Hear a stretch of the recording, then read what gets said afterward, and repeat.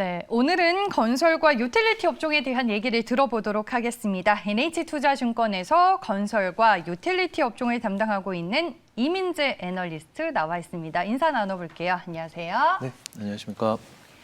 네, 먼저 건설에 대한 얘기를 좀 해볼까 합니다. 하반기 건설 시장의 분양 물량 등 건설 시장의 동향과 이슈 어떻게 볼 수 있을까요? 일단은 연초에 계획됐던 37만 호 정도를 상회할 것 같습니다. 그래서 네. 하반기 때까지 물량을 감안해 봤을 땐 40만 호 이상 물량이 가능해 보이고요. 그다음에 이렇게 된다면 2015년과 16년을 넘어서는 수준이기 때문에 사실 부동산 분양 시장만 봤을 때는 과거의 호황기를 한 번 더 접근 가능하다라고 좀 보고 있습니다. 이미 분양에 대한 선지표로 착공 물량을 좀 볼 수가 있는데 58만 세대로 2016년 수준까지 좀 회복돼 있는 상태고요. 이게 사실 대선까지 계속 공급 정책이 계속 될 거라는 것들 생각해 봤을 때는 저희가 예상했던 숫자를 초과할 가능성이 훨씬 높다라고 보고 있습니다. 그래서 2015년부터 계속됐던 분양시장의 호황으로 2017년, 18년 매출 개선 나왔던 건설사들의 모습을 저희가 한 번 더 기대해 볼 수 있을 것 같습니다. 그러면 이제 건설 호황에 대해서는 좀 이견이 없는 분위기인 거잖아요. 올해 분양 계획 등등을 봤을 때 주요 건설사들의 실적 성장은 좀 어떻게 진행이 되는 걸까요? 기본적으로 분양이 진행되고 나면은 이제 2, 3년 정도 후에 동안 이제 매출이 발생을 하게 됩니다. 그게 저희가 2018년, 19년 분양이 부진했고 그 이후에 매출이 20년 영향을 받았다라는 걸 생각해 보면 올해 그리고 작년에 분양이 좋았던 건 결과적으로는 내년, 내후년에 매출 개선으로 이어질 수 있다라는 게 중요한 포인트일 것 같습니다. 그다음에 또 봐야 되는 이슈 중에 하나는 이제 공급에 대해서는 여야 모두 다 동의를 하고 있는 상태에서 여당의 공급 정책과 야당의 공급 정책이 다르다라는 게 굉장히 중요하거든요. 그래서 야당 같은 경우에는 이제 재건축 재개발 관련된 이야기, 그다음에 여당은 아무래도 공공 관련된 재개발 재건축을 이야기하고 있기 때문에 같은 이야기이지만 서로 방향이 좀 다르다라는 게 결과적으로는 중요한 이야기일 것 같고, 그럼 민간 주도의 재건축이 됐을 때 중요한 포인트는 무엇이냐면 브랜드화가 굉장히 빠르게 진행이 되고 있다는 겁니다. 그렇기 때문에 대형사들, 소위 7개 대형사들의 과점 현상들이 굉장히 심화되고 있고요. 서울 수도권 같은 경우에는 50% 이상, 그다음에 지방 같은 경우에는 30% 이상의 점유율을 지금 현재 계속 기록하는데 이러한 점유율은 좀 더 높아질 가능성이 높습니다. 그렇기 때문에 이런 브랜드 아파트 선호되는 현상들 재건축과 연계해서 같이 보시면 되지 않을까 싶습니다. 그러면 우리가 이름만 들으면 알 법한 브랜드를 가지고 있는 대형 건설사들 위주로 봐야 되는 거고 그 안에도 이제 유망 종목이 있으신 걸까요? 저희는 이제 현대건설이랑 대우건설을 좋게 말씀을 드리고 있습니다. 네. 현대건설 같은 경우에는 이제 최근에 DH라고 하는 하이엔드 브랜드를 출시를 했습니다. 그래서 힐스테이트와 DH가 서로 투 트랙으로 가는 전략을 취하고 있는 상태고요. 뭐 올해 같은 경우 현대 엔지니어링 분양 물량까지 포함해서 5만 세대 이상 분양을 갖고 가겠다라고 계획을 잡아놓고 있습니다. 사실 현대건설은 주택뿐만 아니라 추가적인 포인트들이 더 있다라고 생각이 되는데요.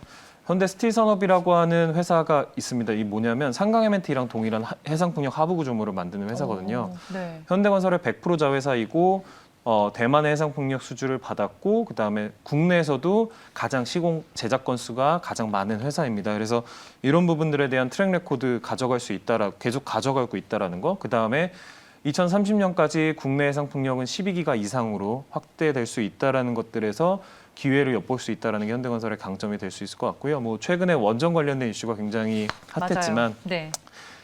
원전 관련된 시공을 할 수 있는 건사는 현대건설, 삼성물산 정도가 이제 대형 시공사에서는 가장 주도적으로 끌고 갈 수 있는 건설사인데 이런 부분에 대한 플러스 알파 저희가 생각해 볼 수 있을 것 같고요.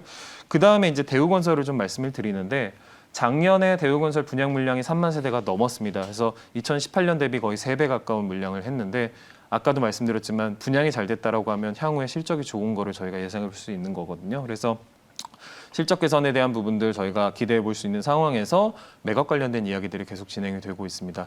아무래도 매각 관련된 아직 뭐 결정된 사항이 전혀 없기 때문에 여전히 살아있는 모멘텀이다라고 생각이 돼서 현대건설과 대우건설을 같이 말씀을 드리고 있습니다. 네, 알겠습니다. 건설업종 내 투자가 유망해 보이는 탑픽 종목으로는 현대건설과 대우건설 두 개를 꼽아주셨습니다.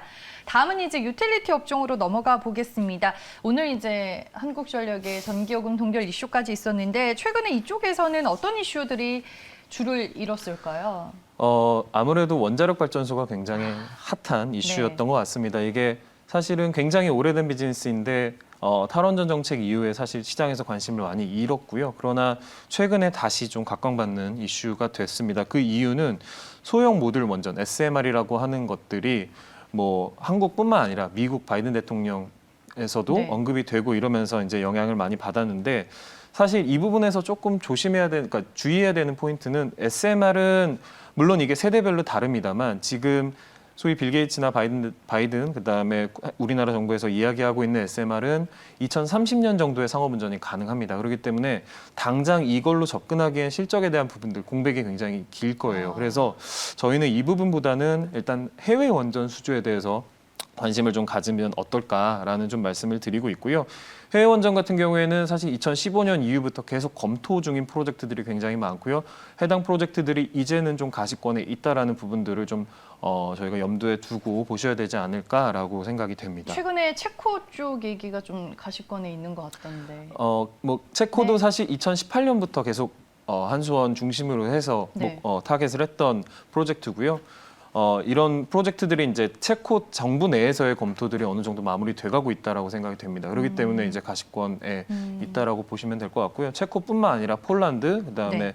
뭐 최근에 입찰을 완료한 2019년에 이미 입찰을 끝낸 사우디, 그다음에 영국 같은 경우에도 여전히 검토 중인 대상이라고 보셔도 될 것 같습니다. 뭐 한국전력도 제가 서두에 말씀을 드렸는데 결국에는 전기요금이 동결이 되면 수익성에는 좀 영향이 있을 수밖에 없으니까요. 네. 어떤 이슈로 봐야 되나요? 네. 일단은 2분기 이어서 3분기도 전기요금은 소위 연료비 연동제라고 하는 것들이 지금 중단이 돼 있는 상태입니다. 인상 요인이 있었음에도 불구하고 네. 전기요금을 못 올린 상황이라고 보시면 될 것 같고요. 아무래도 요금을 못 올리다 보니까 재무구조 악화는 불가피하다라고 보고 있습니다. 그러면 결과적으로는 당연히 실적뿐만 아니라 수익성 모두 다 이제 안 좋게 되는 영향이 있는데 네. 그래도 한전에 대해서 저희가 계속 관심을 가질 필요가 있는 부분은 해외 원전 수주 아까 말씀드렸던 것뿐만 아니라 사실 국내 해상풍력 프로젝트들 본격화되기 시작했고요. 그다음에 수소뿐만 아니라 뭐 그 밖에 여러 가지 것들이 한전 주도로 이루어진다라는 부분들을 저희가 좀 염두에 두셔야 될 것 같아요. 그래서 전기요금은 분명 네거티브 이슈이긴 하나 다른 플러스 요인들이 있다라는 것들 생각해 봤을 땐 단기적으로는 좀 쉽지 않을 것 같습니다만 네. 중장기적인 부분에서는 접근 가능하다라고 보고 있습니다. 네, 알겠습니다. 유틸리티 업종의 주요 이슈들 저희가 확인을 해봤습니다. 리포트를 보니까 이제 한국가스공사에 대해서 유가 상승 관련주내에서 이제 유일하게 안 오른 종목이다라고 표현을 하셨더라고요. 네. 이 부분과 더불어서 수소 관련 모멘텀 어떻게 보시는지 투자 의견 들어볼게요. 일단은 가스공사 같은 경우에 지난 5년 동안 호주 GLNG라고 하는 프로젝트에서 1.5조 이상의 손상이 발생했고요. 그러다 보니까 자연스럽게 소위 손익분기점의 유가 레벨이 떨어졌습니다. 네. 그러니까 프로젝트 초기에는 65불 정도까지 됐던 손익분기점이 이제는 30% 정도 감소한 50불 언더로 좀 떨어져 있는 상태고요. 예전에 유가 60불이었다면 60불이 지금은 유가 50불. 그러니까 현재 60불이면 대략 70불 정도의 유가 레벨을 갖고 갈 수 있는 종목이 됐습니다. 그게 무슨 의미냐면 네. 유가 1불당 GLNG로부터 벌어들이는 수익이 50억 정도 되거든요. 그러니까 아무래도 이익 개선에 대한 부분들이 명확하다라는 게 지금 현재 유가 그리고 손상차손으로 인한 부분들이 결과적으로는 저희가 가스공사를 봐야 되는 이유다라고 보고 있고요. 정부에서 계속적으로 수소 유통 관련된 부분들 강조하고 있습니다. 그리고 유통 관련된 부분에서 가스공사가 주요 밸류체인으로 이제 역할을 할 예정인데 이런 부분들에서 LNG뿐만 아니라 수소라는 것들이 하나 더 생긴다라는 것들 가스공사의 추가적인 모멘텀이라고 좀 보시면 될 것 같습니다. 네, 알겠습니다.